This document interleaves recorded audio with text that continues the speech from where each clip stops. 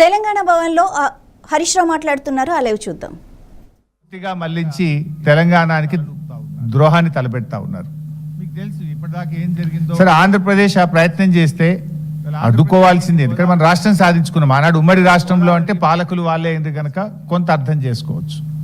ఇవాళ స్వరాష్ట్రంగా ఉన్న తెలంగాణ దాన్ని నిక్కదీసి గట్టిగా నిలబడి ప్రశ్నించాల్సింది పోయి డూడు బసవన్నలాగా ఈరోజు తలలూపుతా ఉన్నారు. అంతేకాదు, మీకు తెలుసు ఇప్పటిదాకా ఏం జరిగిందో మీకు కూడా తెలుసు. ఆంధ్రప్రదేశ్ ఏంది గోదావరి విషయంలో మొదలు గోదావరి బనకచెర్ల అని ఒకటి స్టార్ట్ చేసింది. దాన్ని ఎవరు బయట పెట్టిండ్రు? బీఆర్ఎస్ పార్టీయే బయట పెట్టింది. ఈ గోదావరి బనకచెర్ల అనేది తెలంగాణకు అన్యాయం జరుగుతుంది, నువ్వు ఎట్లా తీసుకుపోతావు అని బీఆర్ఎస్ ప్రశ్నించింది.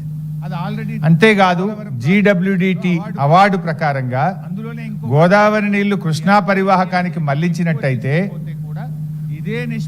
14:21:45 రేషియోలో తెలంగాణకు హక్కులు సంక్రమిస్తాయని మేము హెచ్చరించాం. 14 కర్ణాటకకు, 21 మహారాష్ట్రకు, 45 అబో NSP అంటే తెలంగాణ.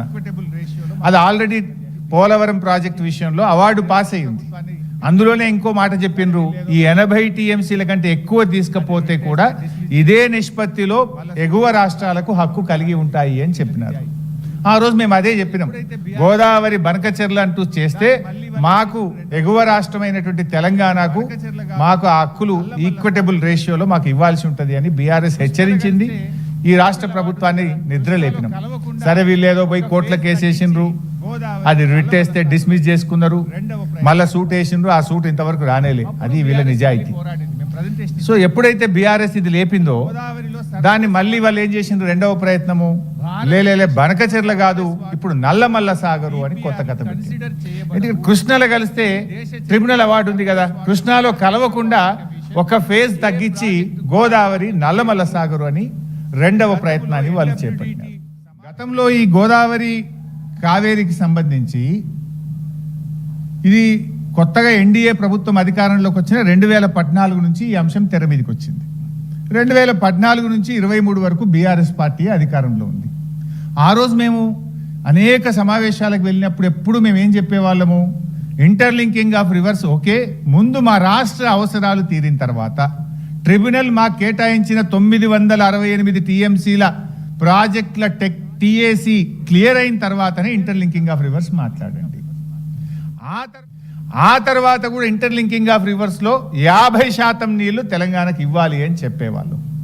మూడవది, ఆ ఇంటర్లింకింగ్ ఆఫ్ రివర్స్ తెలంగాణలోని ఇచ్చంపల్లి ప్రాజెక్టు లేదా సమ్మక్క బ్యారేజ్ నుంచి ఆ నీటిని వినియోగించి NSPకి కలపాలని అనేక సమావేశాల్లో బీఆర్ఎస్ ప్రభుత్వం పోరాడుతూ వచ్చింది.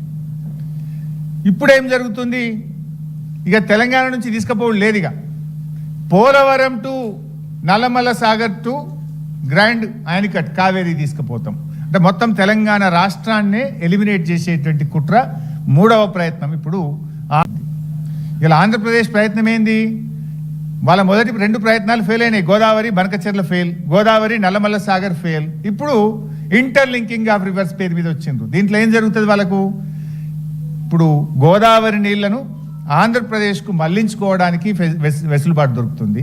రెండవది, ₹1 కూడా వాళ్ళ ఖర్చు లేకుండా నేషనల్ ప్రాజెక్ట్ కింద కేంద్ర ప్రభుత్వ నిధులతో మళ్లించుకునేటువంటి ఒక కుట్రకు వాళ్ళు తెరలేపారు. తెలంగాణకు ఏమైపోతుంది, మనకు ఒక చుక్క రాకుండా అయిపోతుంది. ఇంకా మనకు నీళ్ళే నేషనల్ ప్రాజెక్ట్ కూడా పోతుంది కదా, మనకు నేషనల్ ప్రాజెక్టు ఉండదు, తెలంగాణకు రావాల్సిన నీళ్లు రాకుండా పోతాయి. ఇంకా ఉల్టా సమ్మక్క సాగర్ 47 TMCలు కూడా మనం వదులుకోవాలన్నట. దీనికి డూడు బసవన్న లెక్క ఈ రేవంత్ రెడ్డి, ఈ ఉత్తమ్ కుమార్ రెడ్డిలు తలలుపుతా ఉన్నారు. ఇవాళ ఇంకా చాలా వివరాలు ఉన్నాయి, ఎందుకంటే ఇది నేను ఉత్తగా చెప్తలేను, ఆధారాలతో సహా చెప్తాను. ఇప్పుడు గతంలో నేను ఇందాక చెప్పిన ఇంటర్లింకింగ్ ఆఫ్ రివర్స్లో మేము ఏం చేసినాం, ఈ ప్రతిపాదన తెర మీదకి వచ్చినప్పుడు మేము ఏం చేసినాం, రాష్ట్రం ఏర్పడ్డ తొలినాళ్లలో ఇది minutes of the meeting 6 January 2015 NWDA meeting. ఈ మీటింగ్ నేనే నీటిపారుదల శాఖ మంత్రిగా నేను హాజరైన ఆ రోజు.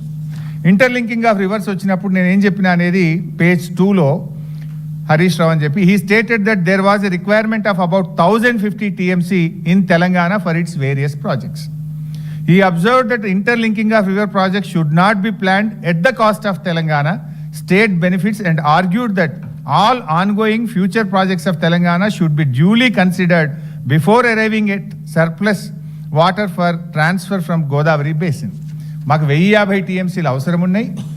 మా ప్రాజెక్టులన్నీ క్లియర్ అయిన తర్వాత మాత్రమే ఇంటర్లింకింగ్ ఆఫ్ రివర్స్ ప్రాజెక్టు చేపట్టాలి అని చెప్పాం. నెంబర్ 2.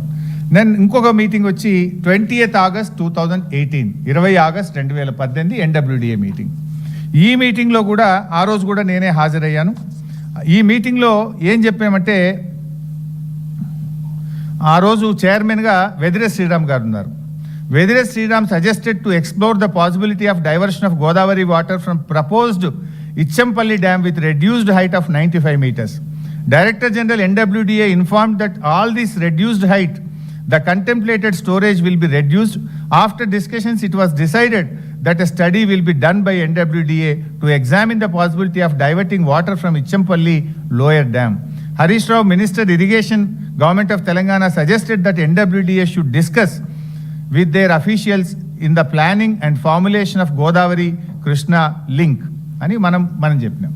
దీనికి ఆ రోజు కర్ణాటక నీటిపారుదల శాఖ మంత్రి డికే శివకుమార్ ఆయన కూడా అగ్రి అయ్యాడు. Shri DK Shivakumar mentioned that NWDA has not considered the allocation of water share to Karnataka while planning diversion through Godavari Kaveri. అంటే మా కర్ణాటక షేర్ మాకు ఇవ్వండి, మాది ఇలా చెప్పలేదు అన్నాడు. ఆనాటి నీటిపారుదల శాఖ మంత్రి ఆంధ్రప్రదేశ్ దేవినేని ఉమా ఆయన ఏమంటాడు, ఈ inform that state is actively pursuing interlinking of rivers and their state also given priority for ground water discharge. అంటే తెలంగాణ నుంచి, అంటే ఇచ్చంపల్లి నుంచి నాగార్జున సాగర్కు లింక్ చేసే ప్రాజెక్టును కర్ణాటక నేటి ముఖ్యమంత్రి, నాటి నీటిపారుదల శాఖ మంత్రి డికే శివకుమార్ ఒప్పుకున్నాడు. నాటి ఆంధ్రప్రదేశ్ మంత్రి దేవినేని ఉమా ఒప్పుకున్నాడు. ఆ రోజు ఈ రెడ్యూస్డ్ హైట్ ఎందుకన్నామంటే Sammakka Sagar back water effect అవుతుంది కనుక ఇచ్చంపల్లి హైట్ తగ్గించాలని మేము చెప్తే దాన్ని కూడా అంగీకరిస్తూ ఆ రోజు నిర్ణయం జరిగింది. అంటే తెలంగాణ భూభాగంగా పోవాలనే విషయాన్ని నాటి కర్ణాటక, నాటి ఆంధ్రప్రదేశ్ కూడా ఒప్పుకున్నటువంటి విషయం ఇది.